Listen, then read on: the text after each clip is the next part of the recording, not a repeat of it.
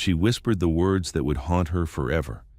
White men don't belong here, never knowing that the man destined to steal her heart was walking through the door at that exact moment.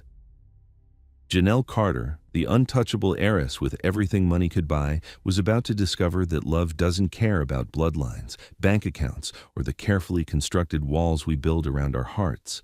When sparks literally flew in her family's mansion that night, it wasn't just the electrical system that caught fire. It was the beginning of a romance that would force her to choose between the legacy that defined her and the love that could destroy everything she thought she knew about herself. But some secrets have a way of surfacing at the worst possible moment, and when family loyalty collides with forbidden desire, someone always gets burned. What happens when a woman who has never wanted for anything discovers that the one thing she needs most is the one thing she's not allowed to have? If you're watching this, subscribe and tell me where you're from, because this love story is about to prove that the most dangerous fires start with the smallest spark. The Carter Heritage Gala sparkled like a jewel against the humid southern night. Crystal chandeliers cast warm light across the ballroom of the historic mansion.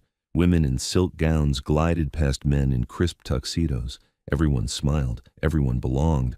At least, that's how it was supposed to look. Janelle Carter stood near the catering hallway, watching the crowd with careful eyes. Her black evening dress hugged her perfectly. Her grandmother's pearls caught the light, but her smile felt painted on.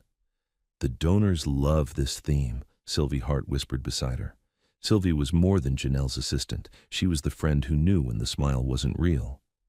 Janelle nodded toward the main room. "Look at them. They think they're helping preserve Black history by writing checks. Isn't that good, though?" "It is." Janelle's voice dropped lower. "But some things feel complicated tonight." Through the archway, she watched a group of older white men in expensive suits. They stood near her father's portrait, talking in hushed voices about tax benefits and legacy giving. "White men don't belong here tonight," Janelle whispered to Sylvie.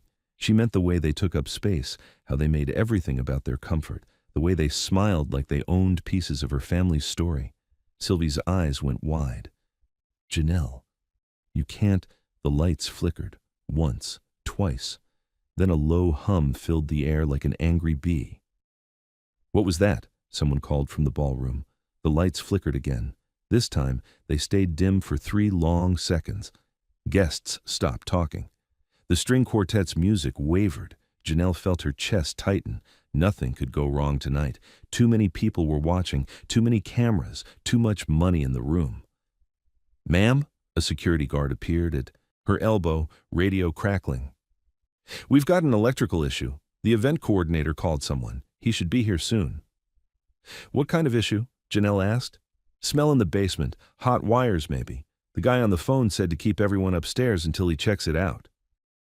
Janelle's painted smile cracked. 300 guests, the mayor, half the city council. If the power failed. Heavy footsteps echoed from the service entrance. Work boots on marble floors.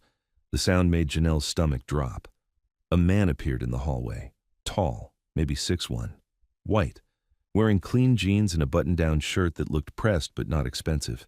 He carried a small toolkit in one hand and a tablet in the other. His eyes were blue. Calm blue, like still water. "Excuse me," he said in a quiet voice. "I'm Evan Rhodes. You called about electrical problems?" Janelle felt her cheeks burn. Had he heard her whisper? She searched his face for anger or hurt, but he just waited, patient and professional. "Yes," she managed. "The lights keep flickering. I'll need to check the main panel first. Is it in the basement?" "Service level," Sylvie said quickly. "I can show you." Evan nodded. His gaze found Janelle's for a moment. She couldn't read what she saw there. Then he followed Sylvie toward the narrow stairs that led below. The lights flickered again. This time, a warm smell drifted up from somewhere deep in the house, like burning dust. Janelle hurried after them. The service level felt different from the grand rooms above. The ceilings were lower here. The walls were painted white, not papered in silk. It smelled like old wood and cleaning supplies. Evan moved through the space like he belonged. He didn't touch anything he didn't need to touch. When he passed the portraits of Janelle's great-grandparents, he gave them the same respectful nod he'd give living people. "The panel's behind this door," Sylvie said, fishing for keys. "Thank you." Evan waited while she unlocked it. "Has this been updated recently?" "Not in 20 years, Janelle said from behind them. He turned. If he was surprised she'd followed, he didn't show it. Old systems can be tricky, especially in houses this age. You've got character, but character doesn't always play nice with modern loads. Sylvie swung the door open. The electrical panel looked like something from a museum. Thick switches with ceramic handles, wires wrapped in cloth instead of plastic, a metal box that hummed with quiet power. Evan set his toolkit down and opened it. Everything inside was organized, labeled, clean. He pulled on thin gloves and took out a small device that beeped when he held it near the panel. "Step back, please," he said. His voice was calm, but something in it made Janelle's feet move before her brain caught up. Evan opened the panel door. A thin wisp of smoke curled out like a gray ribbon. "Everyone back," he said, louder now. Not scared, but serious. "Now." Janelle grabbed Sylvie's arm and pulled her toward the stairs. Her heart hammered in her chest. Fire. In a house full of guests. In a house that had been in her family for 4 generations. Evan didn't run. He reached into the panel with steady hands and flipped a switch. The humming stopped. The smoke stopped too. "It's isolated," he called. "You're safe. But we need to keep this area clear until I can replace the damaged line." Janelle's knees felt weak. "How bad is it?" "Could have been worse." Evan closed the panel and pulled off his gloves. "Looks like an overloaded circuit. With all the extra lighting and equipment upstairs, it got hot. Another hour and you might have had a real problem." "What kind of problem?" "The kind that makes headlines." Janelle's stomach twisted. She could see the news stories now. Historic mansion burns during Heritage Gala. 300 guests evacuated. Carter family embarrassed in front of the entire city. "Can you fix it tonight?" "The immediate danger, yes, but you'll need a proper update soon. This whole system is living on borrowed time." Footsteps clattered down the stairs. Marion Carter appeared in a cloud of expensive perfume and barely controlled panic. "Janelle?" The lights went out upstairs for 30 seconds. Guests are asking questions. Janelle's mother was beautiful at 56. Her silver hair was perfect. Her dress cost more than most people made in a month. But right now, she looked like any other mother who was worried about her family. "This is Evan Rhodes," Janelle said. "He stopped what could have been a fire." Marion's eyes swept over Evan. Janelle watched her mother calculate. Work clothes, toolkit, hands that had calluses. Then Marion smiled. The real smile, not the gala smile. "Thank you," she said, "truly. What do we owe you?" "Nothing yet," Evan said. "I'll get your backup circuits running and make sure everything's safe for tonight. We can talk about the bigger picture tomorrow." "The press is upstairs," Marion said. "I should acknowledge what happened, give you credit." "Please don't." Evan's voice stayed quiet, but it got firmer. "I'm just doing my job. No need to make it complicated." Something in the way he said it made Janelle look at him differently, like he'd had his name in papers before and hadn't enjoyed the experience. Marion nodded slowly. "Of course. Whatever you prefer." "I'll need about 20 minutes, Evan said. "Then your lights should be steady for the rest of the night." As he worked, Janelle found herself watching his hands. They moved with quiet confidence, no wasted motion. He talked to the wires like they might talk back if he was polite enough. "You don't have to stay," he said without looking up. "I know you have guests. I want to make sure everything's okay." "It will be." Something about the way he said it made her believe him. Evan Rhodes wasn't the kind of man who made promises he couldn't keep. "About what I said earlier," Janelle began. Her voice sounded smaller than she wanted it to. "You don't need to explain." "I want to. I wasn't talking about you. I was just... the optics of tonight. The way some people act like they own pieces of our story because they write checks." She trailed off, realizing she was making it worse. Evan replaced a wire and tested a connection. "I'm here to help, not belong," he said quietly. "There's a difference." The words hit her like a small punch to the chest. Not mean, just true in a way that made her feel ashamed of her assumptions. "I'm sorry," she said. "No need." He closed a junction box and flipped a switch. The lights upstairs brightened. "There. That should hold you through the night." Sylvie let out a breath Janelle hadn't realized she was holding. "Thank you," Janelle said. "Really, I don't know what would have happened if you would have figured it out. Evan packed his tools with the same careful precision he'd shown while using them. You seem like someone who figures things out. Was that a compliment? Janelle couldn't tell, but it felt like one. They walked back upstairs together. The ballroom buzzed with conversation again. The string quartet played, wine glasses clinked, everything looked perfect, like nothing had happened. Marion appeared at Janelle's elbow. Is everything resolved? For tonight, Janelle said, but we'll need to schedule proper updates soon. Of course.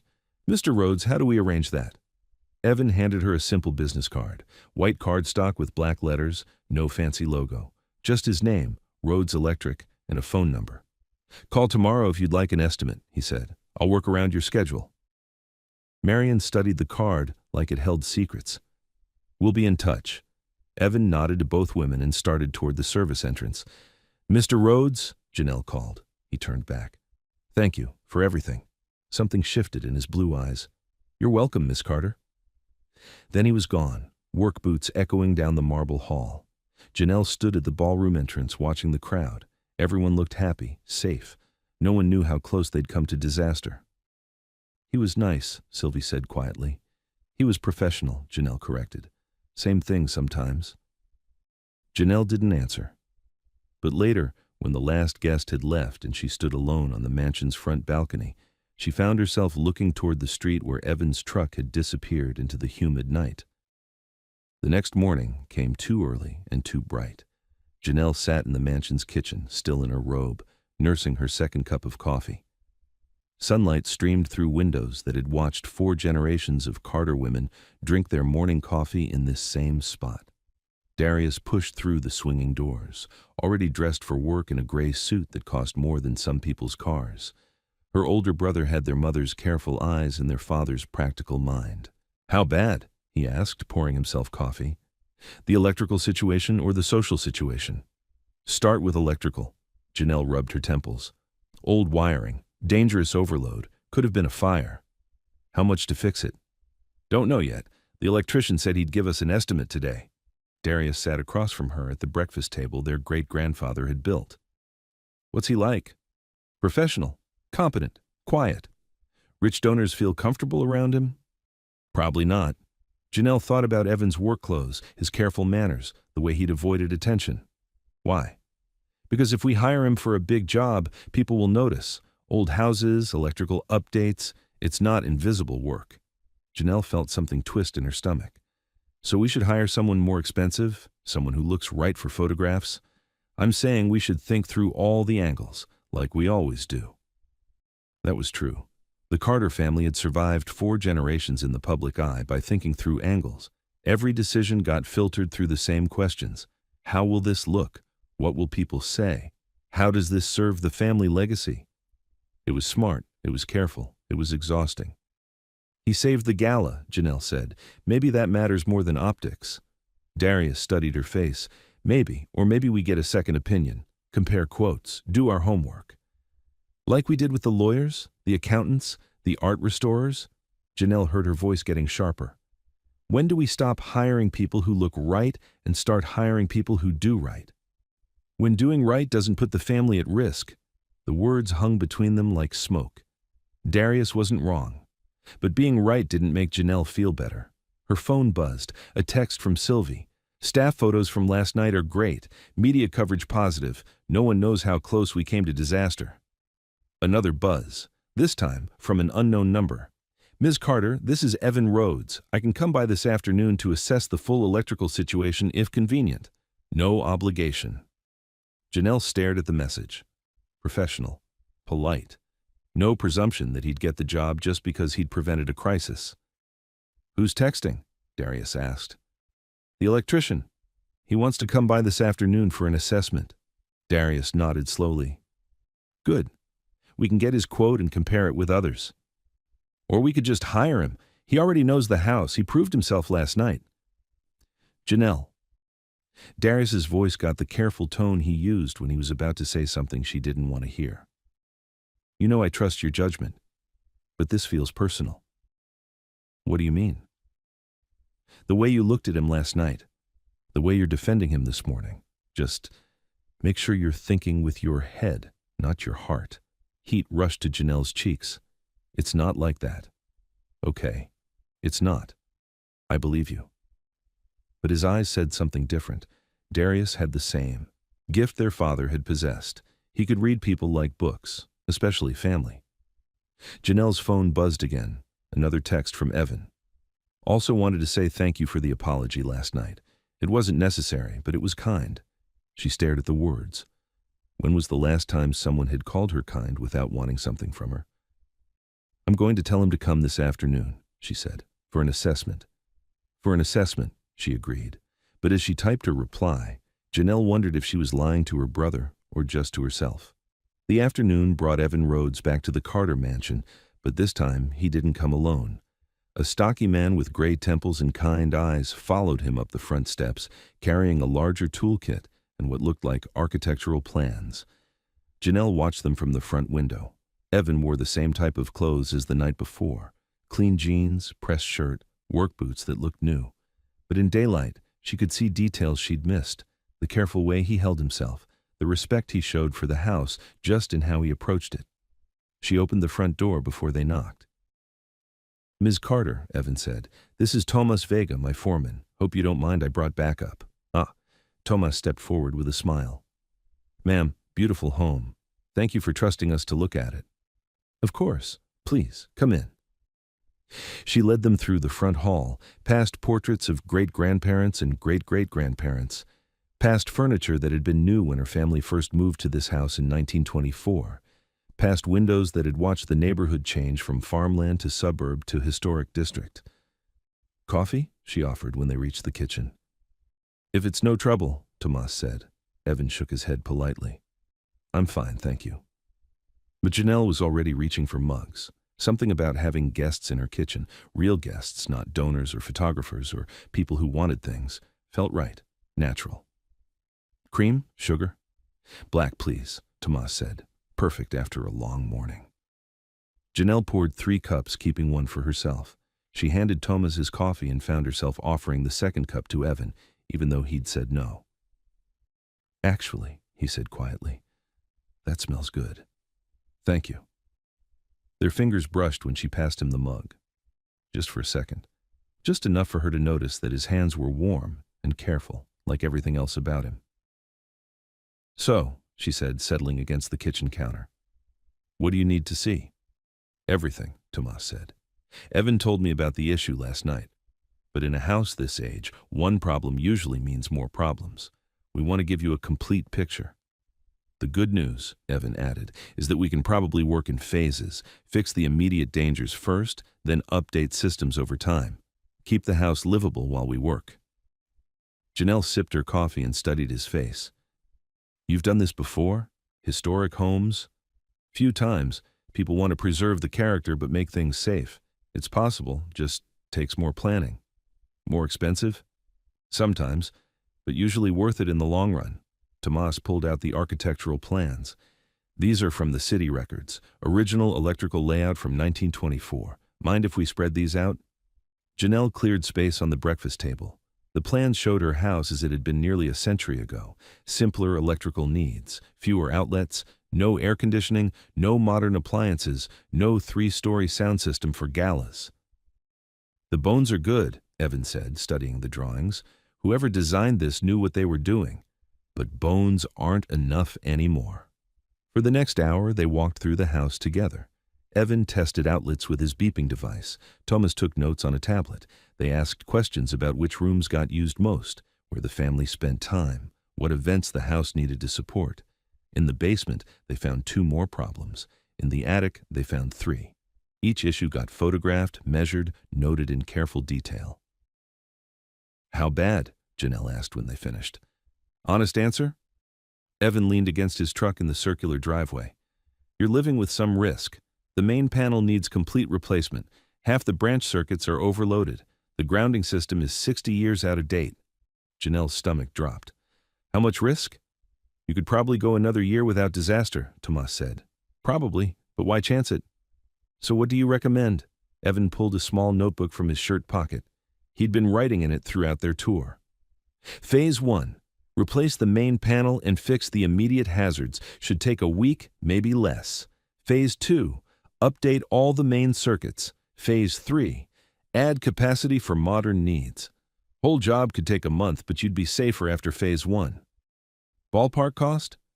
I'll have detailed numbers for you tomorrow, Evan said, but somewhere between $30,000 and $50,000, depending on how much you want to add. Janelle nodded.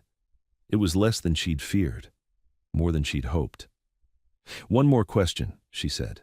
Why should we hire you instead of someone else? It was blunt, maybe rude, but she wanted to hear his answer. Evan closed his notebook and looked at the house.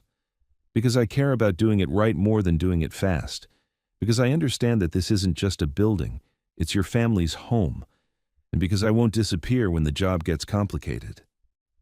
The answer surprised her. No sales pitch, no promises about being the cheapest or the fastest, just quiet confidence in his own character. We'll want to compare quotes, she heard herself saying, but I'll call you tomorrow with our decision. Of course, Evan shook her hand. Professional, brief, but his eyes lingered on her face for just a moment longer than necessary. Thank you for the coffee, and for trusting us to look. After they left, Janelle stood in her empty kitchen, staring at the architectural plans still spread across the breakfast table. The coffee mug sat in the sink, waiting to be washed. The house felt different somehow, quieter, like it was holding its breath. Her phone rang. Darius. How did it go? Good. Thorough. Professional. Cost? $30,000 to $50,000, depending on scope. That's reasonable. What's your read on them? Janelle looked at the plans again. Thought about Evan's careful attention to detail, the way he'd listened when she talked about family events and daily routines, how he'd called the house her family's home, not just a property. I think they'd do good work, she said. Good enough to hire without getting other quotes? The question hung in the air. Darius was testing her again, seeing if she'd be practical or emotional. We should probably get other quotes, she said finally. Probably, Darius agreed. But as Janelle hung up and started clearing the breakfast table, she wondered if being practical was always the same thing as being smart. That evening, she sat in her father's old study, surrounded by 4 generations of family history. Photo albums, business records, letters from presidents and governors and movie stars who'd visited this house over the decades. On the desk in front of her sat Evan's business card, simple white cardstock, black ink. No fancy logos or lengthy credentials, just a name, a business, a phone number. She picked up the card and studied it, wondered what kind of man built a business on nothing but his own name, what kind of confidence that took, what kind of character. Her laptop was open to a search for Rhodes Electric. The website was clean and simple. Photos of completed jobs, not stock photos of smiling models. Customer reviews that mentioned quality, reliability, honesty. No mention of awards or recognitions or famous clients. Just quiet competence, documented one job at a time. Janelle closed the laptop and reached for her phone. She had 3 other electricians to call, 3 other quotes to get, 3 other options to explore.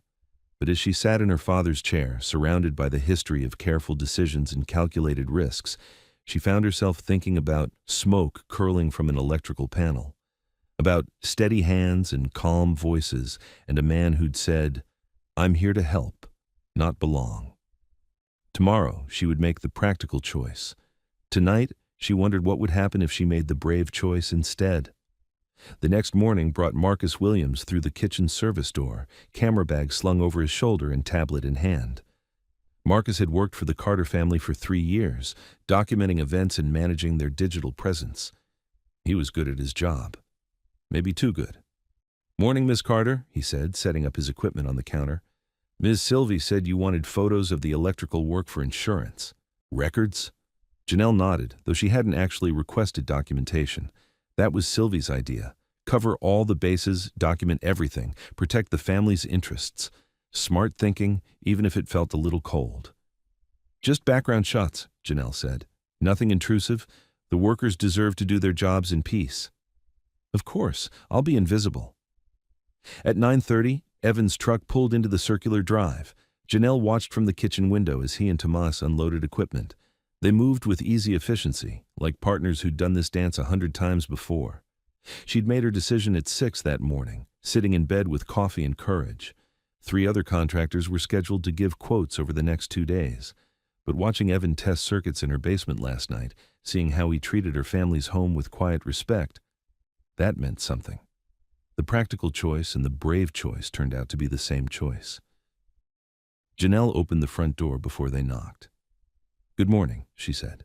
"I hope you brought your appetite for work. We'd like to hire Rhodes Electric for the full project." Evan's eyebrows rose slightly. "You don't want to wait for other quotes? We got the quote that matters, your integrity last night during the emergency. That's worth more than saving a few $1,000s. Thomas grinned. "Smart woman, Evan. I told you she had good judgment." "Did you now?" Evan's voice stayed level, but something warm flickered in his blue eyes. "Well, we won't let you down, Miss Carter." "Janelle, please. We're going to be sharing this house for a month. Might as well be friendly about it." "Janelle," Evan repeated like he was testing how her name felt in his mouth. "Thank you for the trust. We'll start with the main panel today if that works for you." "Perfect. Can I get you coffee before you start?" "That would be great," Tomas said immediately. Evan hesitated. "If it's no trouble." It wasn't trouble. That was the surprising thing. Having them in her kitchen, pouring coffee, talking about the day's work, it felt natural, easy, like something she'd been missing without knowing it. Marcus appeared in the doorway, camera already clicking. "Just documenting the start of the project," he explained. Evan glanced at the camera, then at Janelle. "Is this necessary?" "Insurance purposes," Janelle said quickly. "But Marcus can work around you, right, Marcus?" "Absolutely. You won't even know I'm here." But Evan looked like he'd rather Marcus be somewhere else entirely. His shoulders tensed slightly when the camera pointed his direction. Not angry, just careful, like a man who'd had his picture taken at the wrong times before. They spent the morning in the basement, replacing the dangerous main panel. Janelle found reasons to check on their progress, bringing fresh coffee, asking about timeline, making sure they had everything they needed. Really? She was just curious about watching Evan work. He moved through electrical systems like a musician reading sheet music. Every wire had a place, every connection had a purpose. When Thomas handed him tools, Evan's hands knew what they were before he looked. "You've been doing this long?" Janelle asked during a coffee break. 15 years, Evan said. "Started as an apprentice right out of high school. Tomas taught me half of what I know." "The good half," Tomas added with a smile. "The bad half he learned from YouTube videos." "What made you choose electrical work?" Evan considered the question while testing a circuit. "It's honest work. When you flip a switch and lights come on, you know you did something right. When you prevent a fire, you know you helped someone. Not everything in life is that clear." The answer surprised her. Most people talked about career choices in terms of money or ambition. Evan talked about meaning. "Plus," Tomas added, "he likes fixing things that are broken. Can't leave anything alone if it's not working right." "Is that true?" Janelle asked. "Depends what's broken," Evan said quietly. Something in his tone made her look at him more carefully. But he'd already turned back to his work, hands steady on the wires. By lunchtime, Marcus had taken enough photos to document the rebuilding of the entire house. He drifted through rooms like smoke, camera clicking, always just out of direct sight but never quite absent. "Does he always hover like that?" Evan asked quietly when Marcus disappeared into another room. "It's his job," Janelle said, "but I can ask him to tone it down if it bothers you." "Not bothers. Just makes me careful about what I say." Janelle understood that. Living with photographers and reporters and social media managers had taught her to edit herself constantly. Every word might be recorded. Every moment might become public. It was exhausting. "What would you say if the camera wasn't here?" she asked. Evan smiled, really smiled, not the polite professional expression he wore around strangers. "That your coffee is excellent, that this house has good bones, and that you're different than I expected." "Different? How?" "Warmer, more real. Last night you seemed—" He paused, choosing words. "Careful, like you were wearing armor made of pearls." The observation hit closer to home than Janelle expected. She had been wearing armor, still was most of the time, but something about Evan's quiet presence made the armor feel heavier than usual. "Old habits," she said. "When you grow up in public, you learn to protect yourself." "I get that. Different reasons, same result." Before she could ask what he meant, Tomas appeared with a question about circuit routing. The moment passed, but something had shifted between them. A small door cracked open. That afternoon, they moved to the second floor, updating outlets in the main family rooms. Janelle worked in her home office, trying to focus on correspondence and event planning. But she kept finding herself drawn to wherever the sound of work was happening. In the hallway outside her father's old bedroom, she found Evan alone, carefully threading new wire through walls that had stood since 1924. "Where's Tomas?" she asked. "Hardware store. Needed different gauge wire for this section." Evan looked up from his work. "This room get much use?" "It was my father's. He passed 2 years ago." "I'm sorry." "Thank you." Janelle leaned against the door frame. He would have liked watching this kind of work. He appreciated craftsmanship. What did he do? Real estate development mostly, but he started as a carpenter. Built half the cabinets in this house himself. She smiled, remembering. He said working with your hands kept you honest. Smart man. He was. Janelle watched Evan measure wire with careful precision. He also said you could tell a lot about a person by watching them work. What do you think he'd say about me? The question was casual, but something in Evan's voice suggested the answer mattered to him, Janelle considered. He'd say you respect the tools, care about the details, don't rush just to finish faster. She paused. He'd trust you in his house. Evan nodded slowly. High praise. The highest. They worked in comfortable silence for a while. Evan at his wiring, Janelle responding to emails on her phone. The afternoon sun slanted through old windows, casting long rectangles of gold across hardwood floors. It felt peaceful, natural, like they'd done this 100 times before. Can I ask you something? Janelle said eventually. Why didn't you want credit last night at the gala? Most people would want their name in the papers. Evan's hands stilled on the wire. Bad experiences with publicity. Long story. I've got time. He glanced at her, weighing something in his mind. A few years back, I did electrical work for a wealthy family across town. Big renovation, 8 months of work. Everything went fine until their teenage daughter threw a party while parents were out of town. Kids drinking, making poor choices. Girl ended up in the hospital. Janelle felt her stomach tighten. What happened? Nothing that was my fault, but someone needed to blame someone, and the electrician was an easy target. Papers ran stories about faulty wiring and safety violations. All nonsense, but it took 6 months and a lawyer I couldn't afford to clear my name. That's terrible. It passed, but I learned something. Rich people's problems have a way of becoming other people's blame. So now I do the work, take the pay, and stay out of the spotlight. The words stung, even though Janelle knew he wasn't talking about her specifically. But wasn't he? Wasn't she exactly the kind of person he was describing? I wouldn't do that to you, she said quietly. You don't even know me. I know enough. Evan looked at her for a long moment. Do you? Before she could answer, Marcus appeared in the hallway with his ever-present camera. Click. The moment broke like a soap bubble. Sorry, Marcus said, not sounding sorry at all.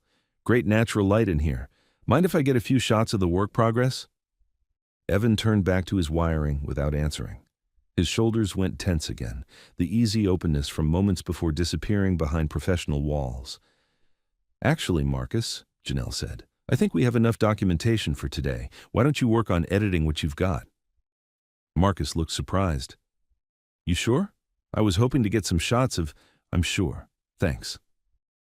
After Marcus left, the hallway felt different, quieter, but also more careful. Thank you, Evan said without looking up. For what?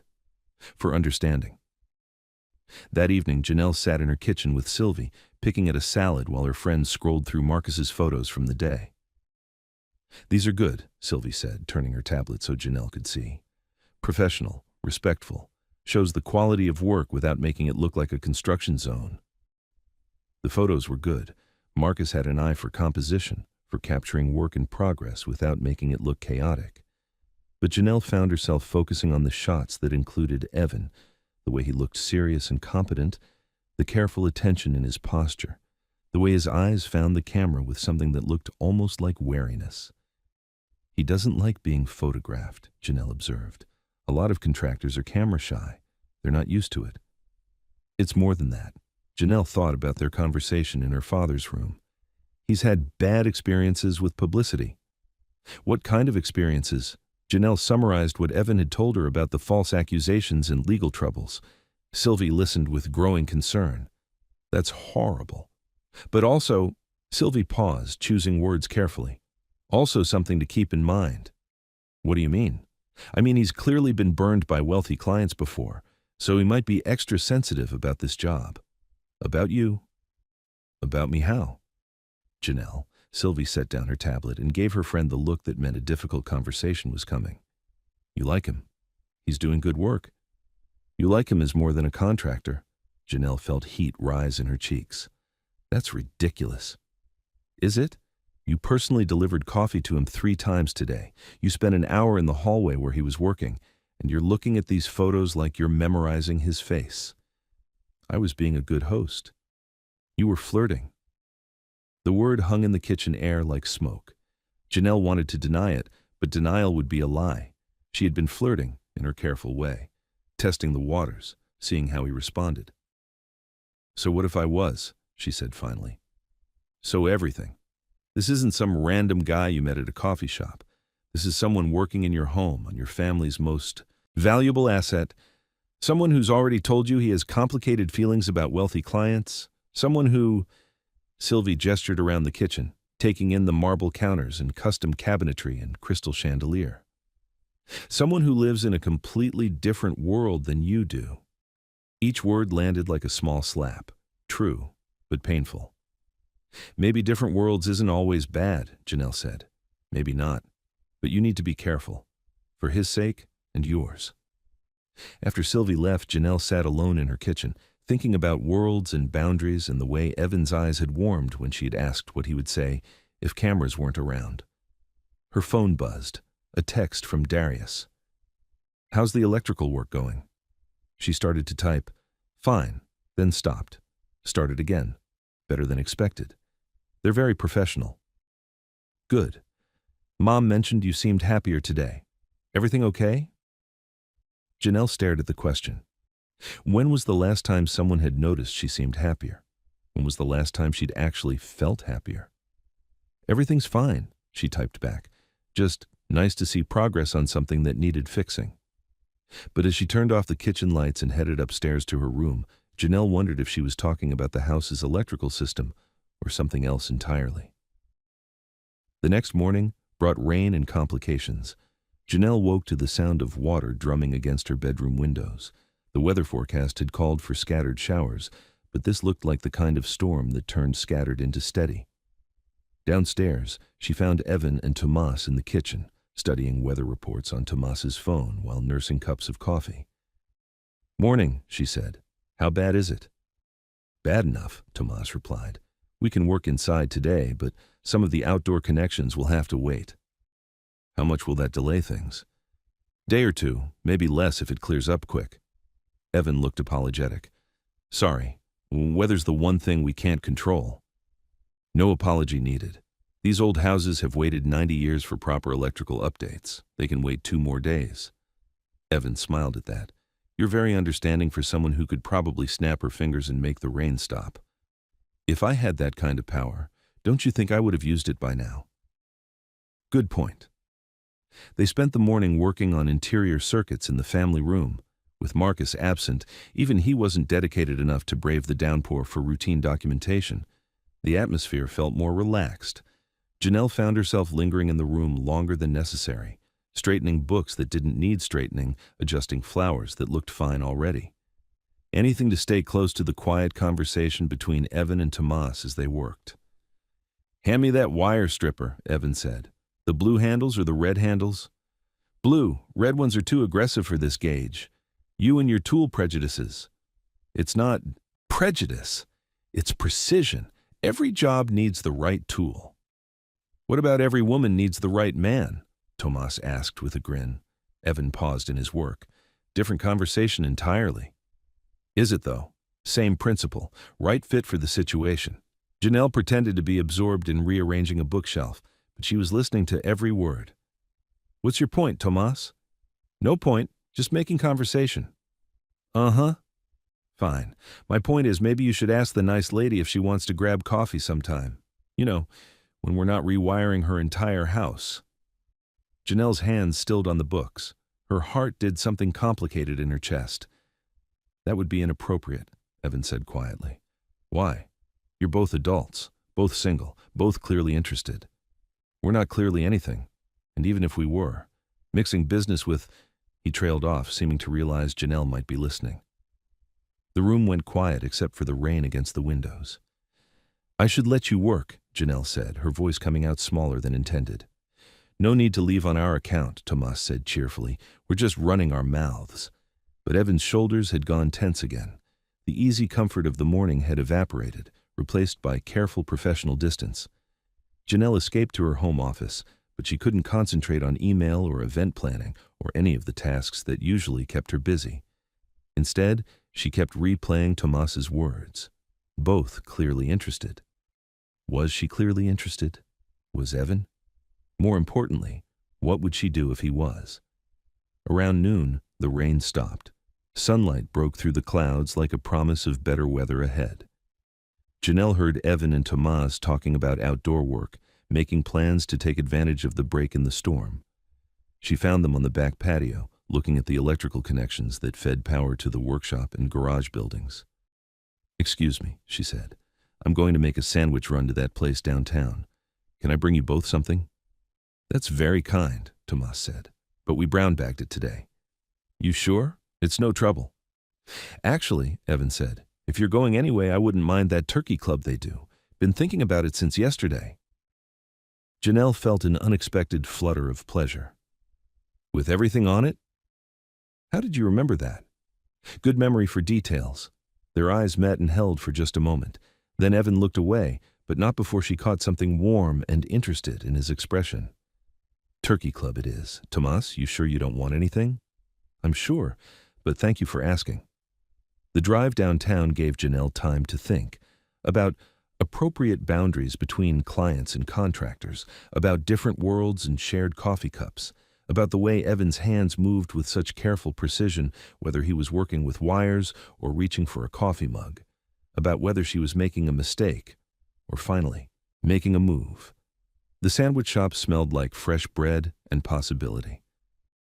While she waited for Evan's order, Janelle found herself thinking about what Sylvie had said, about being careful, about different worlds. But what if different worlds wasn't a problem to solve? What if it was an opportunity to explore? She added a slice of that pie Evan had mentioned, apple with a lattice crust that looked like something from a magazine. Not because he'd asked for it, but because she wanted to see his face when she surprised him. Back at the house, she found Evan alone on the patio, studying electrical diagrams in the afternoon sunlight. Where's Tomas? Parts run, should be back in an hour. Evan looked up as she approached with the sandwich bag. Perfect timing, I'm starving. I got you something extra, Janelle said, pulling out the pie container. Evan's eyes widened. You didn't have to do that. I wanted to. You mentioned it the other day and it looked too good to pass up. That's...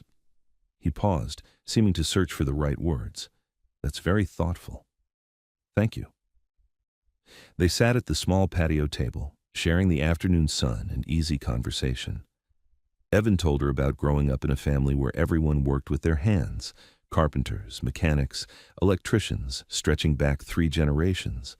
Janelle talked about the pressure of preserving family legacy, of making decisions that honored the past while serving the future. Must be hard, Evan said, having so many people watch every choice you make. Sometimes, but it has advantages too. Resources, opportunities, platform to help people. What kind of help? Educational programs, historic preservation, scholarships. Janelle picked at her own sandwich. My father used to say wealth was just a tool. Question was what you built with it. Sounds like a good man. He was. He would have liked you. How can you be sure?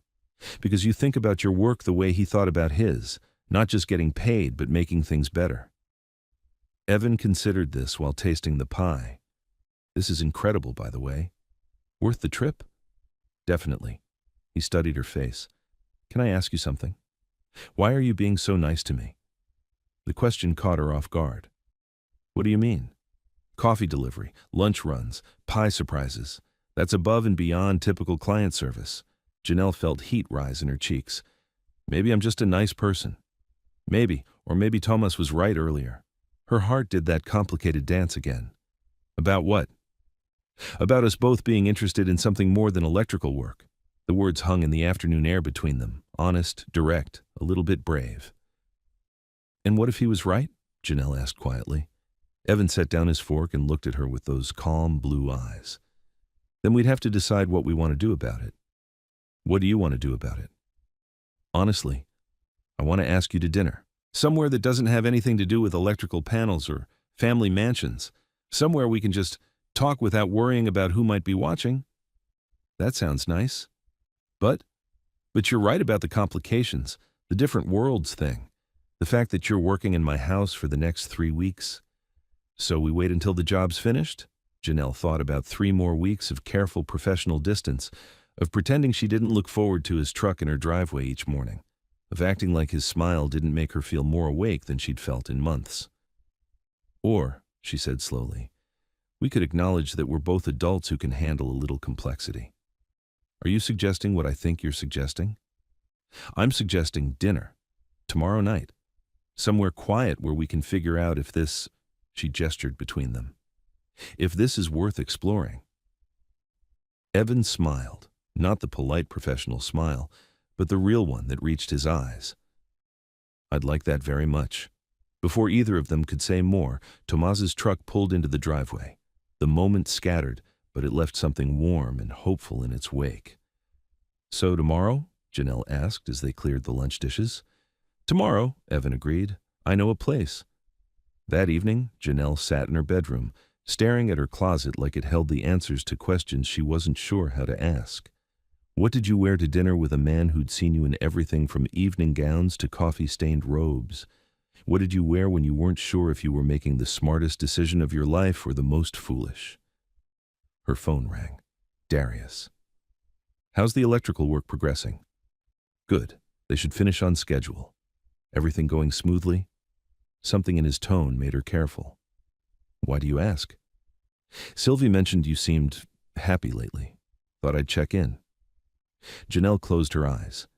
In her family, happiness was apparently noteworthy enough to warrant phone calls. I'm always happy. You're always content. You're always appropriate.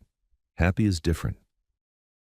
He wasn't wrong, but Janelle wasn't ready to explain why she felt different lately, wasn't ready to discuss dinner plans or complicated feelings or the way her heart jumped when she heard work boots on marble floors. The work is going well, she said instead. They're professional and competent. The house will be safer when they're finished. Good, that's what matters. After they hung up, Janelle sat on her bed, surrounded by dress options and second thoughts. Tomorrow night could change everything, or it could change nothing. Either possibility felt terrifying and wonderful in equal measure. She reached for her phone and typed a text to Evan, looking forward to tomorrow. His reply came quickly. Me too. Pick you up at 7. Perfect. As she got ready for bed, Janelle caught sight of herself in her dresser mirror. She looked different somehow, brighter, more awake, like someone who had something to look forward to besides duty and obligation and the careful preservation of family reputation, like someone who was about to take a chance on something real. Outside her window, the mansion's grounds stretched toward the street, lit by antique lampposts that had watched 4 generations of Carter women navigate love and loss in the complicated spaces between. Tomorrow night, she would add her own chapter to that story. The question was what that chapter would say. Friday evening arrived with the kind of golden light that made everything look like a painting. Janelle stood at her bedroom window, watching Evan's truck turn into the driveway at exactly 7 o'clock. Punctual. She liked that about him. She'd chosen a simple blue dress that looked nice without trying too hard. Casual enough for wherever they were going, but pretty enough to show she cared about the evening. Her grandmother's pearl earrings caught the last sunlight, a small reminder of family and tradition. But tonight wasn't about tradition. Tonight was about possibility. Evan knocked on the front door instead of using the service entrance, another small gesture that felt significant. When Janelle opened it, she found him wearing dark jeans and a button-down shirt the color of summer sky. He looked good. Really good. "You clean up nice," she said. "So do you." His eyes warmed as they took in her dress, her careful makeup, the way she'd left her hair loose around her shoulders. "Ready for an adventure?" "Where are we going?" "You'll see." The drive took them away from the historic district, past the downtown business corridor, toward a part of the city Janelle rarely visited. Working neighborhoods where people fixed their own cars and knew their neighbors' names. The houses were smaller here, older in a different way than her family's mansion, lived in rather than preserved. Evan parked outside a small restaurant with hand-painted signs and mismatched chairs on the front porch. Blue lights strung between trees cast everything in soft color. "Maria's Kitchen," Janelle read from the sign. "I've never heard of it." "Best kept secret in the city, family owned for 30 years, Maria's grandmother's recipes." He came around to open her door. "Trust me? I'm here, aren't I?" Inside, the restaurant felt like someone's dining room that had grown too big for just one family. Wooden tables scarred by decades of use, photographs of customers covering every wall, the smell of garlic and cilantro, and something baking that made Janelle's mouth water. "Evan," a woman in her 50s, appeared from behind the counter, wiping her hands on a flour-dusted apron. "Mijo, how are you? And who is this beautiful woman?" "Maria, meet Janelle. Janelle, this is Maria Hernandez, best cook in 3 states. "Por favor," Maria waved away the compliment, but she was smiling. "You flatter an old woman. Come, sit. I have the perfect table." She led them to a corner spot where they could see the whole restaurant but still talk privately. The table wobbled slightly on uneven legs. The chairs didn't match. It was perfect. "No menus tonight," Maria announced. "I cook what's good, you eat what I bring. See?" "Absolutely," Evan said, "but go easy on us. We want to be able to walk out of here." "Aye, this boy," Maria laughed, "always making jokes. I'll take good care of you both." After she disappeared into the kitchen, Janelle looked around the restaurant with new eyes. Families with small children, an elderly couple sharing dessert, construction workers still in their work clothes, laughing over beers. "How did you find this place?" she asked. "Tomas brought me here 5 years ago. Said I needed to eat real food, not just sandwiches from gas stations." Evan smiled at the memory. "Been coming back ever since." "It's wonderful. So, alive. Different from charity galas?" "Very different." Janelle reached for her water glass, then paused. "Can I ask you something? That first night, at the gala, what did you really think when you saw all those people in their fancy clothes, acting like they owned the world?" Evan considered the question while studying her face. "Honestly, I thought about how tired they all looked, like they were performing instead of living." The observation hit closer to home than Janelle expected. "Including me. Especially you." Ouch. "I don't mean it as criticism, more like recognition. I know what it looks like when someone's wearing armor. And tonight? Am I still wearing armor?" Evan's eyes warmed. "Tonight you look like yourself, whoever that is when nobody's watching." Before Janelle could respond, Maria appeared with plates that covered half the table. Enchiladas swimming in green sauce, rice and beans that smelled like heaven, tortillas so fresh they steamed when she set them down. "Eat," Maria commanded. "Food is love, and love gets cold." For the next hour, they ate and talked and laughed like people who'd known each other for years instead of days. Evan told stories about electrical disasters that turned into comedy shows. Janelle shared memories of growing up in a house where every room had historical significance. "Must have been hard," Evan said, "being a kid in a museum." "Sometimes, but it was also magical. Secret passages, hidden staircases, rooms that most people never saw." She smiled at the memory. "I used to pretend I was a princess in a castle." "What changed?" "I grew up, learned that princesses in castles are usually prisoners in pretty cages." The words came out heavier than she'd intended. Evan set down his fork and really looked at her. "Is that how you feel? Like a prisoner?" Janelle considered lying, giving the polite answer about duty and privilege and family obligations. But something in Evan's calm attention made her want to be honest. "Sometimes, when every choice you make gets analyzed by committees, when your value gets measured in optics and public relations." She pushed food around her plate. When you start wondering if anyone would care about you if you weren't a Carter. For what it's worth, Evan said quietly. I didn't know you were a Carter when I first met you. What do you mean? That first night, in the hallway. I just saw a woman who looked worried about her family's safety, someone who apologized for saying something thoughtless, someone who cared enough to follow me into the basement to make sure her guests would be okay. He paused. That's who I saw, not a name or a reputation or a bank account. Janelle felt something tight in her chest begin to loosen. Really? Really. And for what it's worth, that's still who I see. They walked out of Maria's kitchen holding hands. It happened naturally, without discussion or careful decision-making.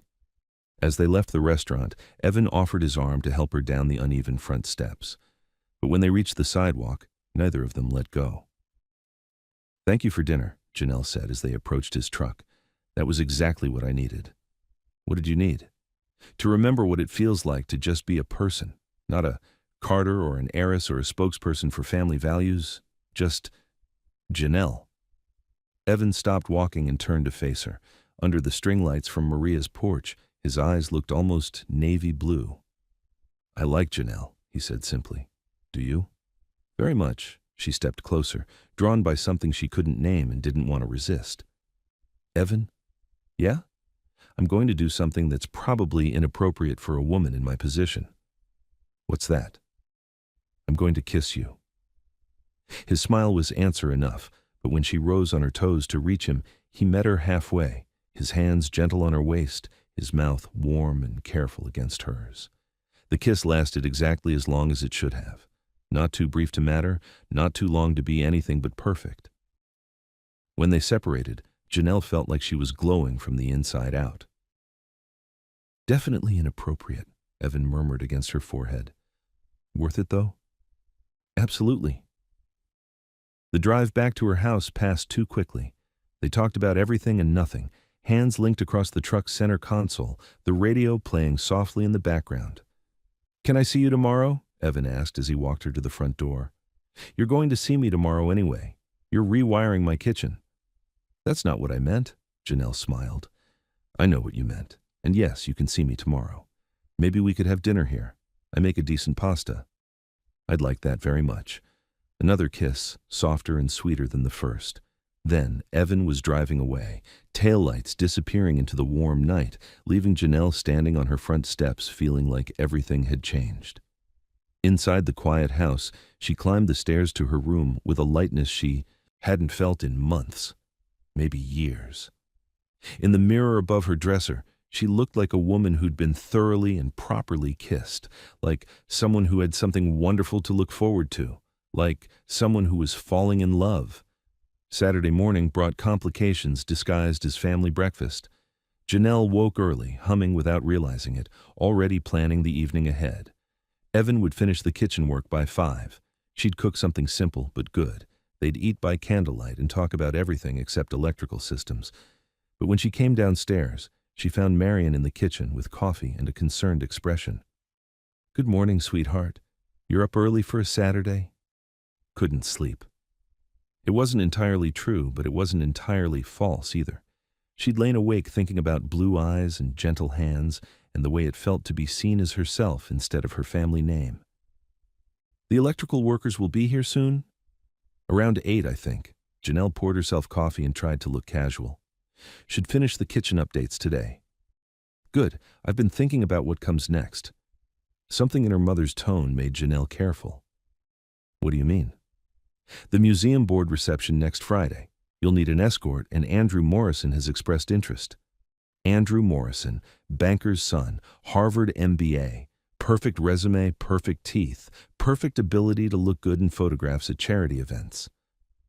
I thought we talked about this, Janelle said. I can attend alone. You could, but it would look better if you had appropriate company. That word, appropriate, landed like a small slap. Janelle thought about Evan's calloused hands and work boots and the way he'd made her laugh until her stomach hurt. What if I already have plans for an escort? Marion's eyebrows rose. Oh, anyone I know? Before Janelle could answer, work boots echoed in the hallway. Evan appeared in the kitchen doorway, toolkit in hand, looking professional and competent and absolutely nothing like Andrew Morrison. "Morning, ladies. Sorry to interrupt.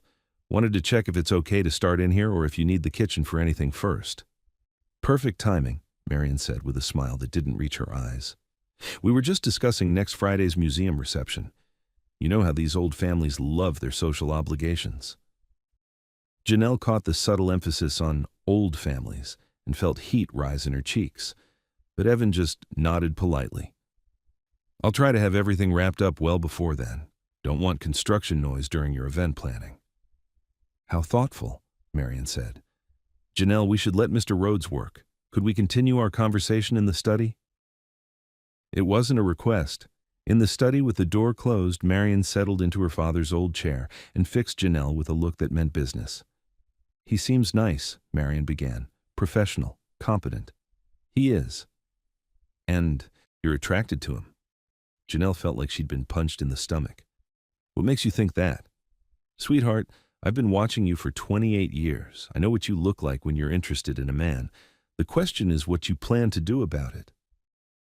The honest conversation Janelle had been dreading was happening whether she wanted it or not. "I don't know," she said finally.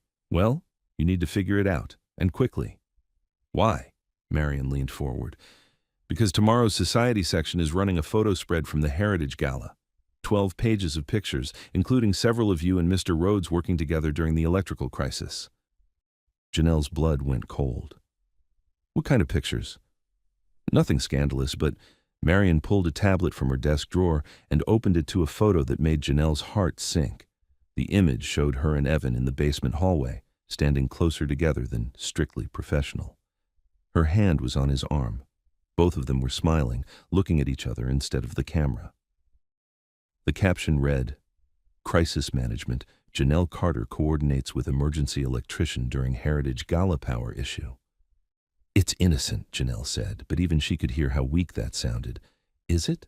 Because from where I sit, it looks like my daughter is getting personally involved with hired help." The phrase, hired help, hit like a physical blow.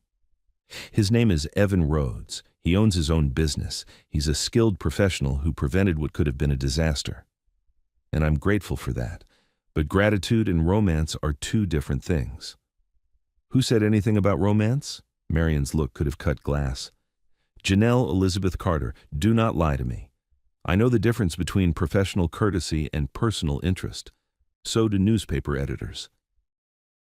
They stared at each other across the mahogany desk that had belonged to Janelle's great-grandfather. 4 generations of careful family decisions had been made in this room.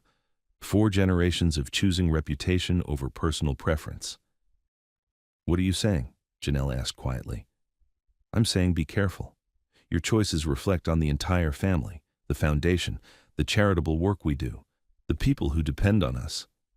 Marion's voice softened slightly. "I'm not saying he's a bad man. I'm saying he's the wrong man for someone in your position.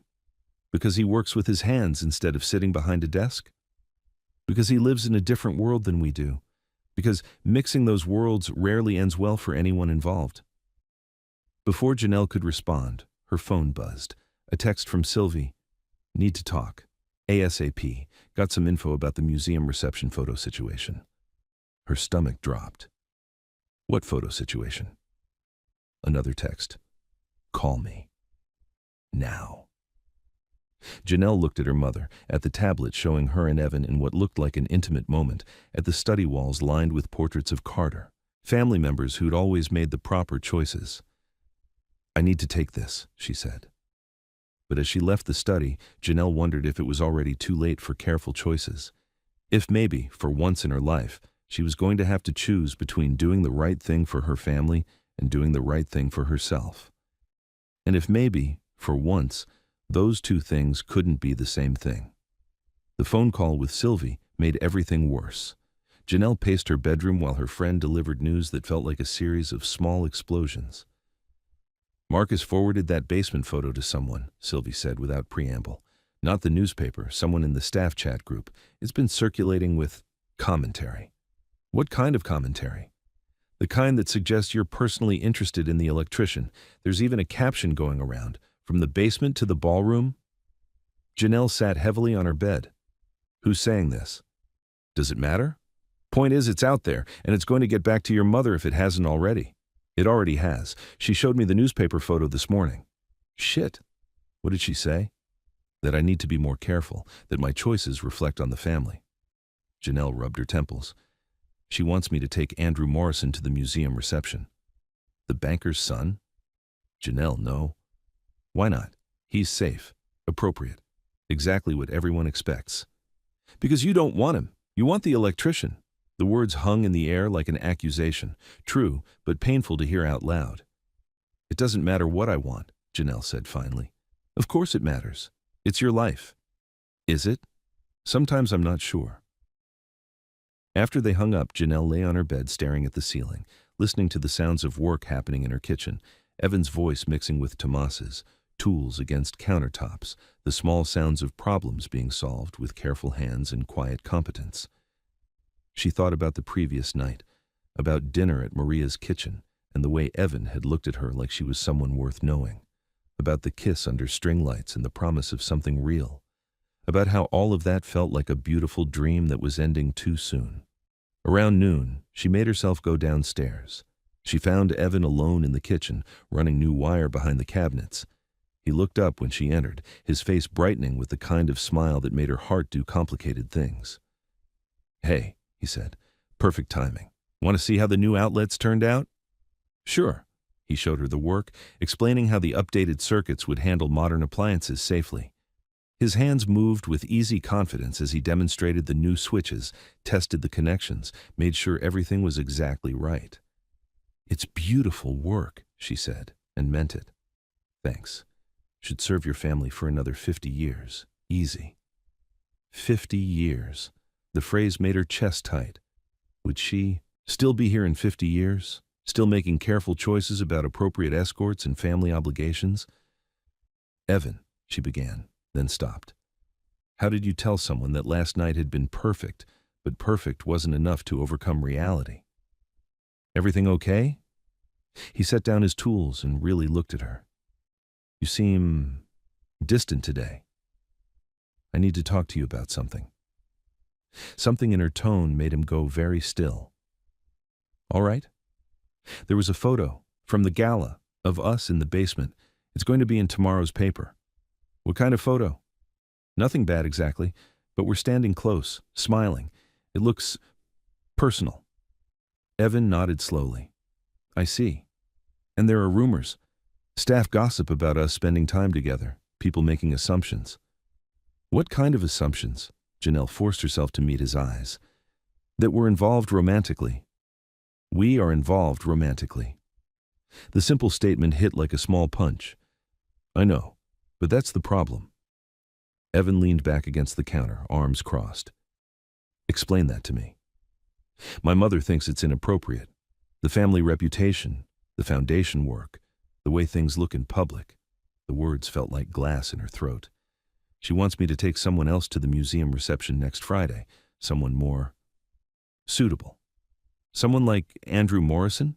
Janelle's eyes widened. How do you know about Andrew? Small city. Word travels. Evan's voice stayed level, but something shifted in his eyes. So what are you telling me? I don't know. I'm confused and scared, and I don't know what the right choice is. Seems pretty clear to me. Does it? Yeah. Evan turned back to his tools, hands moving with careful precision. You choose what matters more, your family's approval or your own happiness. It's not that simple, isn't it? Janelle felt tears building behind her eyes. You don't understand the pressure, the expectations, the way every choice I make affects other people. You're right, I don't understand that. Evan's voice got quieter, more careful. But I understand this. I won't be someone's secret. I won't sneak around or pretend to be something I'm not, or wait for you to decide if I'm worth the risk. That's not what I'm asking. Isn't it? He faced her fully. Because it sounds like you want me to be patient while you figure out if I'm good enough for your world. That's not fair. Fair would be you telling your family that you care about me and dealing with the consequences. Fair would be choosing what makes you happy instead of what makes other people comfortable. The words hit home because they were true. And truth, Janelle was learning, could be the most painful thing of all. "I need time to think," she said. "Take all the time you need. But understand something. I've been where you are before. Different circumstances, same basic choice. And I learned that people who truly care about you want you to be happy, even if it's complicated for them. And if they don't, then maybe their love comes with conditions you shouldn't have to meet." Before Janelle could respond, Tomas appeared in the kitchen doorway. "Sorry to interrupt," he said, clearly sensing the tension.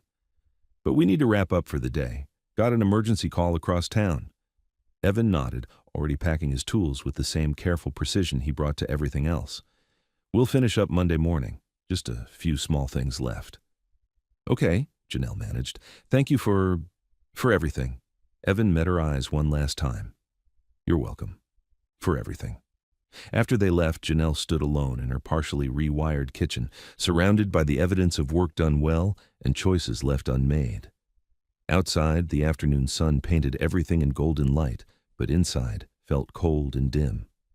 She thought about 50 years of careful decisions, about Andrew Morrison's perfect teeth and appropriate background, about the way Evan's hands had felt warm and real when he'd kissed her under string lights that now felt like they belonged to someone else's life, about whether being appropriate was worth being alone.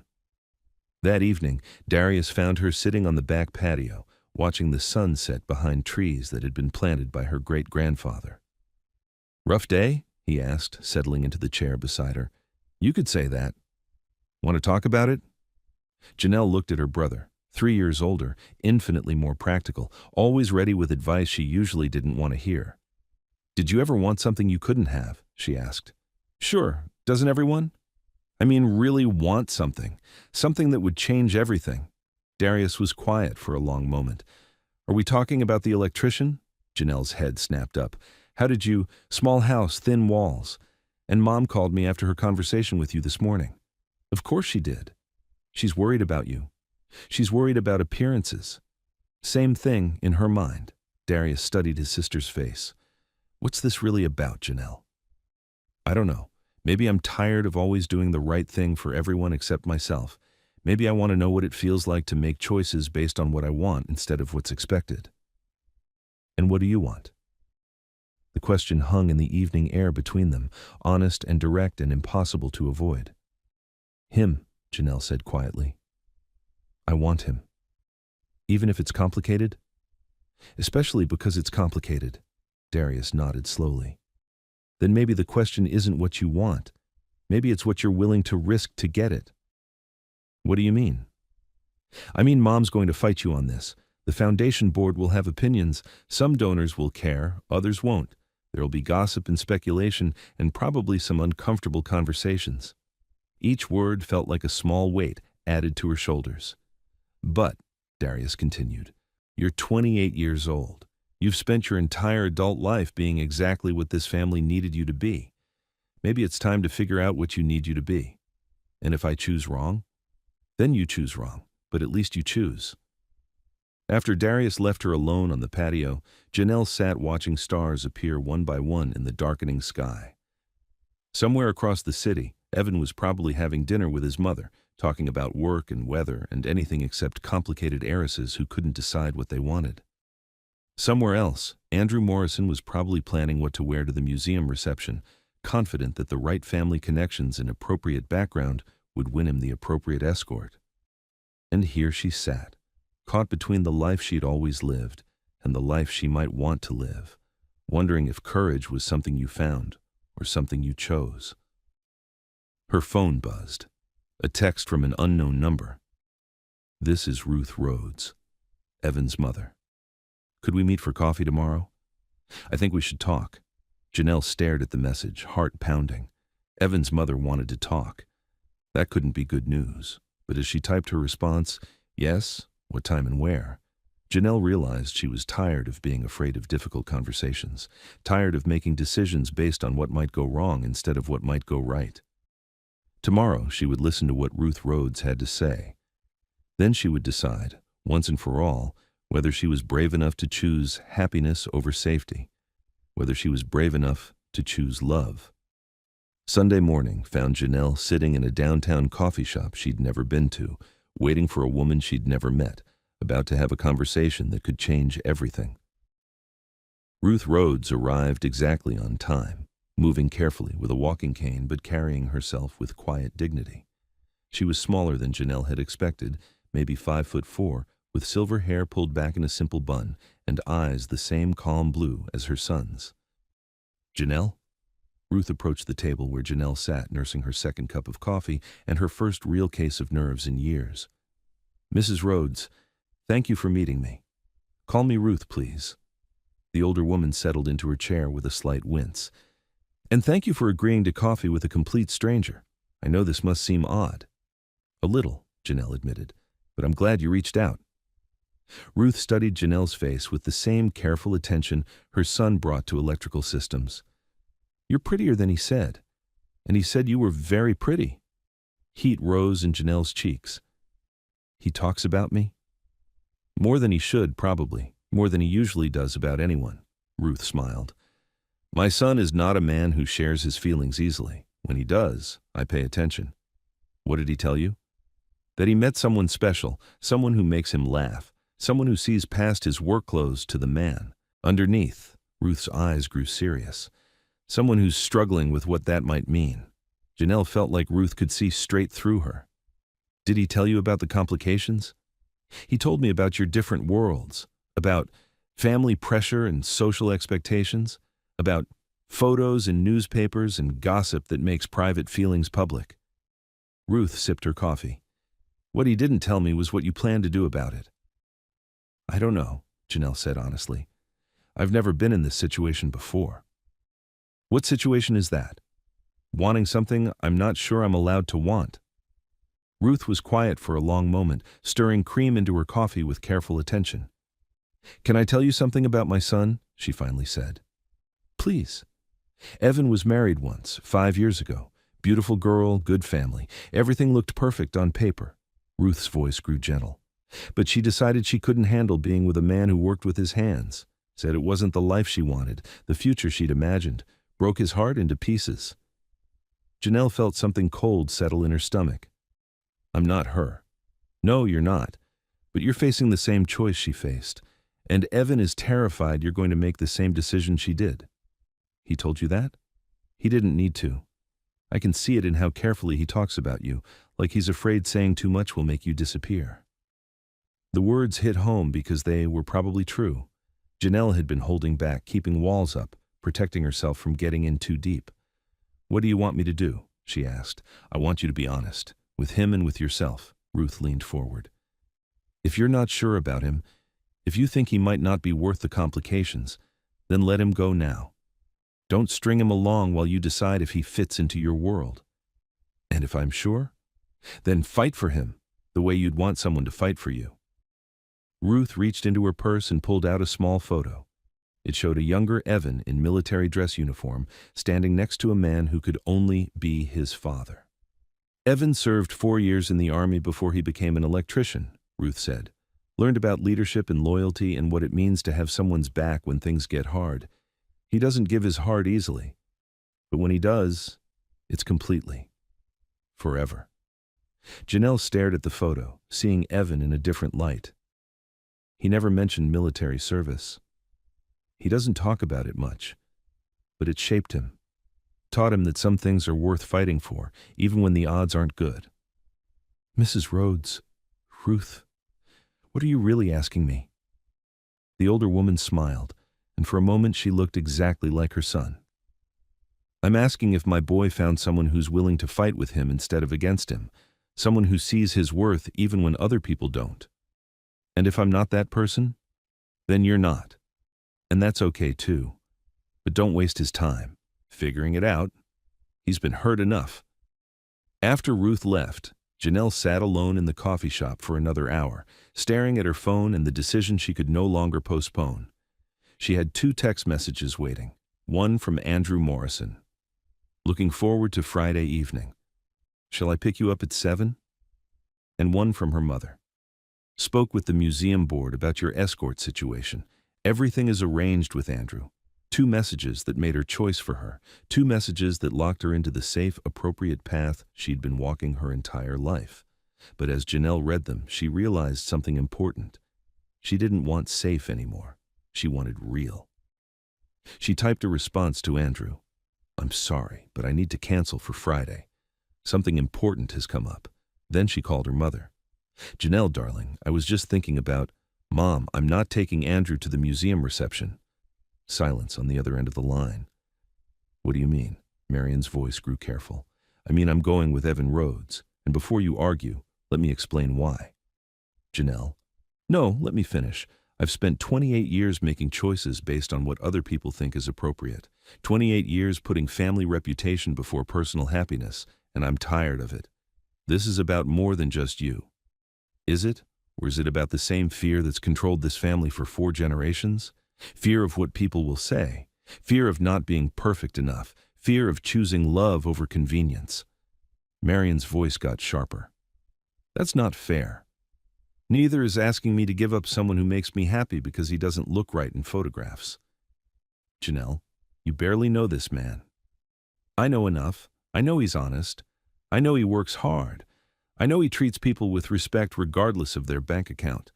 I know he makes me laugh. I know he sees me as Janelle, not just as a Carter." Her voice got stronger. "And I know that's more than I've ever had with any of the appropriate men you've introduced me to." Long silence. "What do you want me to say?" Marion asked finally. "I want you to say you trust my judgment. I want you to say my happiness matters more than what the society pages print. I want you to say you love me enough to let me make my own choices, even if they're not the choices you would make." "And if I can't say those things," Janelle's heart clenched, "then I guess I'll have to choose between your approval and my own life." Another silence, longer this time. "I need to think about this," Marion said finally. "Okay. But Mom, I'm 28 years old. I've been thinking about this my whole life, and I've decided that being happy is more important than being perfect." After she hung up, Janelle sat in her car outside the coffee shop, hands shaking slightly from the adrenaline of finally speaking her truth. Then she drove to Evan's workshop. The shop was closed on Sundays, but his truck was in the parking lot. She found him in the back office, going over invoices with the same careful attention he brought to everything else. "Janelle," he looked up, surprised. "Everything okay?" "No," she said. "Everything's complicated and messy and probably going to get worse before it gets better." Evan set down his paperwork. "What happened?" "I had coffee with your mother this morning." His eyebrows rose. "She didn't tell me she was going to do that. She wanted to make sure I understood what I'd be getting if I chose you, and what you'd be risking if you chose me." "And," Janelle took a deep breath, "and I told my mother I'm not taking Andrew Morrison to the museum reception. I told her I want to take you instead." Evan went very still. "How did that go?" "About as well as you'd expect. She's furious, worried about family reputation, probably calling my brother right now to stage an intervention." "So you're here to tell me it's not going to work out?" "No."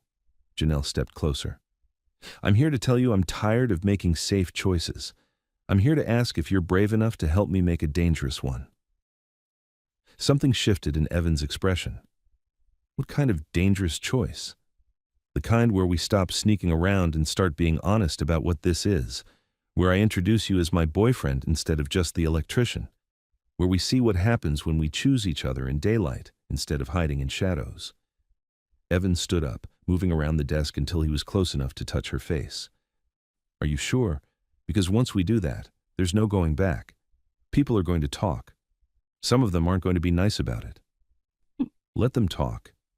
Your family might not speak to you for a while. Then they'll have to decide what's more important, their pride or their daughter. You could lose some of the social connections that matter for your charity work. Or I could gain respect from people who value authenticity over appearances."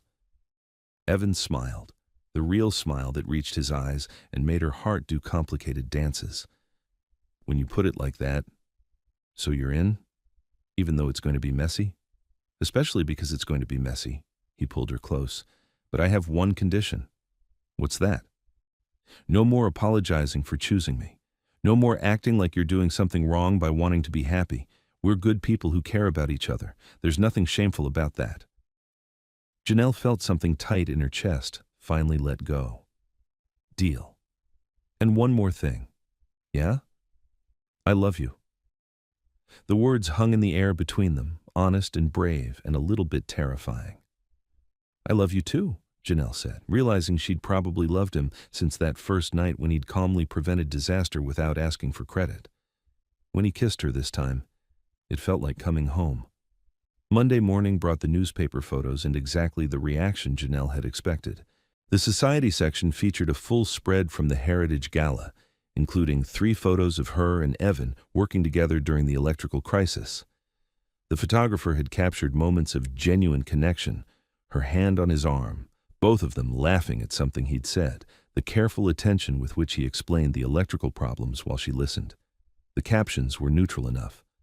Crisis management during the Carter Heritage Gala and emergency electrical work ensures guest safety.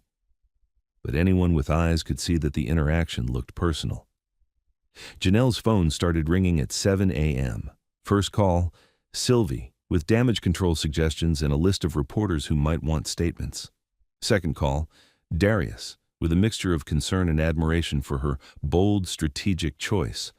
Third call, Marion, with a voice like Winter and a request for an emergency family meeting. By the time Evan arrived to finish the kitchen work, Janelle felt like she'd been through a small war. Bad morning? He asked, taking in her expression. Could be better. Coffee? Always. They stood in her kitchen while the coffee brewed, not talking about the newspaper or the phone calls or the family drama swirling around them. Just being together in the morning light, like normal people who were allowed to care about each other without justification. My mother wants to have a family meeting, Janelle said finally. About us? About damage control, strategy sessions, how to handle the situation. She made air quotes around the last phrase. Want me to be there? The offer surprised her. You'd do that? If you want me to, might be good for them to see I'm not some random guy trying to take advantage of their daughter. Janelle considered. Having Evan meet her family in crisis mode wasn't ideal, but maybe ideal wasn't what they needed anymore. Okay, she said, but I should warn you, my mother can be intimidating when she wants to be. I've handled intimidating mothers before. Not this one. We'll see. That afternoon, Janelle gathered her courage and her carefully chosen words and walked into the study where Marion and Darius were waiting with the grim expressions of generals planning strategy. Thank you for coming, Marion said formally. I assume you've seen the newspaper coverage. I have. And you understand that this creates certain challenges for the family? I understand that you think it creates challenges. I'm not convinced it actually does. Marion's lips tightened. Janelle, 3 board members have already called with concerns about your romantic entanglements affecting the foundation's image. Which board members? That's not the point. It's exactly the point. If Harold Pemberton and his cronies have problems with me dating someone who works for a living, maybe we should ask why their opinions matter more than my happiness. Darius cleared his throat. Can we focus on practical solutions here? Such as? Such as keeping your personal life separate from foundation business. Date whoever you want, but maybe don't bring him to high-profile charity events. So I should hide him? You should be strategic about public appearances until people get used to the idea. Janelle felt her temper rising. Or I could stop caring what people think and live my life openly and honestly. That's a luxury people in our position don't have, Marion said sharply. Says who? Before anyone could answer, the study door opened. Evan stepped inside, still wearing work clothes, but carrying himself with quiet confidence. Sorry to interrupt, he said. Janelle asked me to join you for a few minutes. The temperature in the room dropped 10 degrees. Marion recovered first, standing to offer a polite handshake. Mr. Rhodes, thank you for finishing the electrical work so efficiently. My pleasure, ma'am. Beautiful home. I can see why it means so much to your family. Points to Evan for reading the room and starting with common ground. Please sit, Marion said, settling back into her chair with the careful grace of a woman preparing for negotiation. I understand there are concerns about Janelle and me, Evan said without preamble. I wanted you to hear directly from me that my intentions are honorable and my feelings are genuine. How long have you known my daughter? Marion asked. A week and a half. I know that's not very long, but sometimes you meet someone and know immediately that they're worth getting to know better. And what do you see as the long-term potential here? Janelle started to object to the interrogation, but Evan answered calmly. I see myself falling in love with a woman who's kind and intelligent and stronger than she thinks she is. I see someone who makes me want to be a better man. He paused. I see potential for building something real together, if we're both brave enough to try. Mr. Rhodes, Marion said carefully, I'm sure you understand that Janelle lives in a very public world. Everything she does gets scrutinized. Her romantic choices reflect on family businesses, charitable foundations, social connections that took generations to build. I understand that's how you see it, Evan replied. But with respect, ma'am, I think you're underestimating your daughter. Marion's eyebrows rose. Excuse me? Janelle is one of the strongest people I've ever met. She's capable of making her own choices and handling the consequences. Maybe instead of protecting her from criticism, you could trust her judgment and support her decisions. The room went very quiet. Furthermore, Evan continued, I think you're overestimating how much most people actually care about her personal life, the ones who do care. Maybe ask yourself why their opinions matter so much to you. Darius coughed slightly. He makes a point. Marion's gaze could have cut steel, but when she spoke, her voice stayed level. Mr. Rhodes, what exactly do you want from this family? Nothing, Evan said simply. I don't want your money or your connections or your social status. I want your daughter. I want the chance to make her happy. I want to build something with her that's based on respect and care and genuine partnership.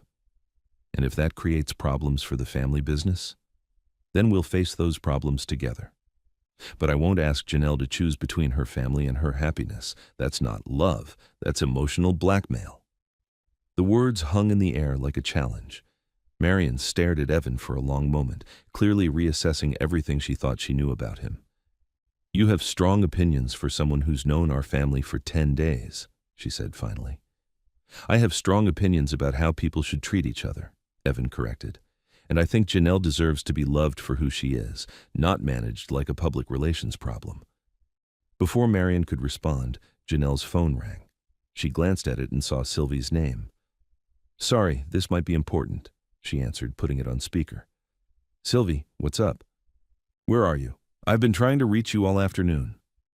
Family meeting. What's wrong? Nothing's wrong. Something's very right. Sylvie's voice carried barely contained excitement. The newspaper photos? They're getting amazing response. People love seeing you looking happy and real. The foundation's website has had more traffic today than in the past 6 months. 3 new major donors have called asking about getting involved. Janelle felt her jaw drop. Really? Really? Turns out authenticity is good for business. Who knew? Marion's expression was priceless. There's more, Sylvie continued. Someone leaked the story about Evan preventing the electrical fire at the gala. Channel 8 wants to do a feature about everyday heroes and community service. They want to interview both of you. Together? Together, as a couple who represents the best of old families working with skilled professionals to preserve the city's heritage. Sylvie paused. It's good press, Janelle, really good press. After they hung up, the study was silent except for the old grandfather clock ticking in the corner. Well, Darius said finally. That's unexpected. Marion looked like someone had rearranged all her furniture while she wasn't looking. I don't understand. Maybe, Evan said gently. People are hungrier for authentic stories than you think. Maybe they're tired of perfect images and careful PR statements. Maybe they want to see real people making real choices based on love instead of strategy. Janelle reached for Evan's hand. What do you think? Want to do a TV interview about community heroes and preservation work? If you want to, but not because it's good publicity, because it's true. That it's true might be exactly why it's good publicity. Marion stood up slowly, moving to the window that looked out over the grounds her family had maintained for 4 generations. I need time to process this, she said without turning around. That's okay, Janelle said. But while you're processing, remember that I'm going to keep making choices based on what feels right, not what looks right, with or without family approval. I know, Marion's voice was softer than it had been all afternoon. That's what worries me, and what makes me proud. That evening, Janelle and Evan walked through her family's gardens as the sun set behind trees that had watched 4 generations of Carters navigate love and loss and the complicated spaces between duty and desire. "Thank you," Janelle said, "for what you said to my mother. No one's ever defended me like that before." "I meant every word." "I know. That's what made it brave." They paused beside the fountain that had been her great-grandmother's favorite spot, water trickling over carved stone in the gathering dusk. "So, what happens now?" Evan asked. "Now we see what we're made of, together." "Any regrets about choosing the dangerous path?" Janelle thought about Andrew Morrison's disappointed text, about the board members who might disapprove, about the way her mother's carefully controlled world was shifting to accommodate something real and messy and wonderfully imperfect. "None," she said. "You?" "Only one." "What's that?" "That it took us so long to get here." When he kissed her beside the fountain where her great-grandparents had gotten engaged in 1923, Janelle felt like she was writing a new chapter in the long story of women who'd learned to choose love over fear. "I love you," she whispered against his mouth. "I love you too, in daylight, in darkness, in front of cameras and family meetings and anyone else who wants to watch. Promise?" "Promise." Friday evening arrived with perfect weather and imperfect nerves. Janelle stood in front of her bedroom mirror, adjusting the simple black dress she'd chosen for the museum reception. Elegant but not overstated. Appropriate but not apologetic. She looked like herself, the best version of herself. Evan was picking her up in 20 minutes. They would walk into the reception together, hand in hand as a couple. No hiding, no apologies, no careful distance designed to protect anyone's feelings except their own. Her phone buzzed, a text from Marion. "You look beautiful tonight. Dad would be proud." Another text from Darius. "Go show them what love looks like." And one from Ruth Rhodes. "That boy is nervous as a long-tailed cat in a room full of rocking chairs. But he'll be fine. You both will." At exactly 7 o'clock, Janelle heard Evan's truck in the driveway. But when she opened the front door, she found him walking up the steps in a dark suit that looked like it had been tailored specifically for him. "Wow," she breathed. "Good wow or bad wow?" "Very good wow. You clean up extremely well." "So do you." His eyes warmed as they took in her dress, her carefully styled hair, the confidence she wore like jewelry. "Ready for this?" "Are you?" "With you. I'm ready for anything." They drove to the museum in comfortable silence, hands linked across the center console, both of them processing what they were about to do. This wasn't just a date, it was a public declaration, a choice made visible. "Second thoughts?" Evan asked as they pulled into the museum's circular drive. "Third and fourth thoughts, but not about you, never about you." "Good, because there's something I need to tell you before we go in there." Janelle's stomach fluttered. "What?" "I called Andrew Morrison yesterday." "You what?" "I called him, introduced myself, told him I was the guy who was taking his place tonight." "Evan, you didn't need to do that." "Yeah, I did. He deserved to hear it from me instead of reading about it in gossip columns." Evan smiled. "Turns out he's a decent guy. Said he was disappointed but not surprised. Apparently you never looked at him the way you look at me." "How do I look at you?" "Like I'm someone worth fighting for." Inside the museum, the reception was everything Janelle had expected. Beautiful people in expensive clothes, making careful conversation over wine and canapes, classical music playing softly in the background, the kind of event she'd attended hundreds of times before. But tonight felt different. Tonight she had Evan's hand warm and steady in hers. Tonight she was choosing authenticity over appearance. Janelle, a woman in her 60s, approached with arms outstretched. "Betty Caldwell, museum board chair and family friend." "You look radiant tonight, dear." "Thank you, Betty. I'd like you to meet Evan Rhodes." "Ah, the electrician who saved the gala." Betty beamed at Evan. "I've heard wonderful things about your work on the Carter House." "Thank you, ma'am. It's been an honor working with such an important piece of the city's history." "And now you're working on an important piece of our Janelle's heart?" Janelle felt heat rise in her cheeks, but Evan just smiled. "Yes, ma'am. That's the plan." For the next 2 hours, they worked the room together. Janelle introduced Evan to donors and board members and society fixtures who'd known her family for decades. Some conversations were careful and polite, others were genuinely warm, a few were awkward, but not one person was rude. Not one person made Evan feel unwelcome. "I think," Janelle whispered as they stood looking at a portrait of the city's founding families, "people are more ready for real love than my mother thought they'd be." "Or maybe," Evan replied, "they just recognize the real thing when they see it." Near the end of the evening, Marion appeared at Janelle's elbow. She'd been circulating separately, managing her own social obligations, but now she approached with something that looked almost like a smile.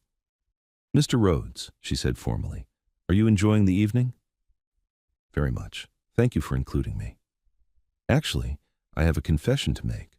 Marion's smile became more genuine. "I've been watching you two all evening, watching how you take care of each other, how you make my daughter laugh, how you handle yourself with grace, even when people ask inappropriate questions." "People have been very kind," Evan said diplomatically. "Some have, others have been curious. But you've never once made Janelle apologize for bringing you, or made her feel like she had to defend her choice." Marion paused. "That tells me something important about your character." "What's that?" "That you love my daughter for who she is, not what she can do for you." Marion's voice got softer. "That's rarer than you might think in our world." Before Evan could respond, she turned to Janelle. "Your father would have liked him," she said simply. "I know. And he would have been proud of you tonight, for choosing love over convenience, for being brave enough to write your own story." After Marion walked away, Janelle and Evan stood together in the museum's marble foyer, surrounded by portraits of people who'd made their own complicated choices about love and duty and the spaces between. "So," Evan said, "how do you think we did?" "I think we did exactly what we needed to do. We showed up as ourselves and let people decide what to do with that." "Any regrets?" Janelle looked around the room at the faces of people who'd known her family for generations, at the carefully preserved artifacts of a world built on tradition and careful choices, at the portrait of her great-great-grandmother who'd scandalized society by marrying for love instead of alliance. "None," she said. "You?" "Only that we wasted so much time being careful. We weren't ready before now. And now I'm ready for whatever comes next, as long as it comes with you." When they kissed in the museum foyer, under the painted eyes of 4 generations of the city's most prominent families, it felt like the most natural thing in the world, like coming home to a place she'd never known she was looking for, like choosing happiness over safety and finding out they could be the same thing after all. 3 months later, on a warm Sunday afternoon in March, Janelle stood in the kitchen of the Carter mansion, teaching Evan how to make her grandmother's biscuits while rain drummed against windows that had weathered 90 years of storms. "More flour," she said, watching him work the dough with the same careful attention he brought to electrical systems. "How much more?" "Until it feels right." That's not very specific guidance. Cooking isn't always about precision, sometimes it's about intuition, says the woman who measures coffee beans. That's different. Coffee requires exact ratios. And biscuits require magic? Family magic, passed down through generations of women who knew that feeding people well is how you show love. Evan smiled, dusting flour from his hands. "In that case, I better learn to do this right." They'd been officially together for 3 months now. 3 months of dinners at Maria's kitchen and Sunday breakfasts in Janelle's kitchen. 3 months of learning each other's routines and preferences, and the small intimacies that build between people who choose each other every day. The museum reception had been just the beginning. Since then, they'd appeared together at charity events and family gatherings and the kinds of social obligations that came with being a Carter. Some people still whispered, but most had moved on to newer gossip. The foundation's work continued. The house stayed beautiful. The world kept turning. And Janelle discovered that love didn't disrupt her life so much as complete it. "There's something I need to tell you," Evan said, shaping dough into rounds with careful precision. "Good something or bad something?" "Good something, I hope." He paused, choosing words. "I've been talking to your brother about expanding my business, taking on larger projects, historic preservation work." "That's wonderful. You'd be perfect for that kind of work." "It would mean hiring more people, getting a bigger shop, taking on more responsibility. And it would mean I could afford to think about bigger commitments. Something in his tone made her look at him more carefully. What kind of commitments? Evan set down the biscuit cutter and turned to face her fully. The kind where two people decide they want to build a life together, officially. Janelle's heart did that familiar complicated dance. I'm saying I love you enough to want forever. I'm saying you make me want to be the kind of man who can give you everything you deserve.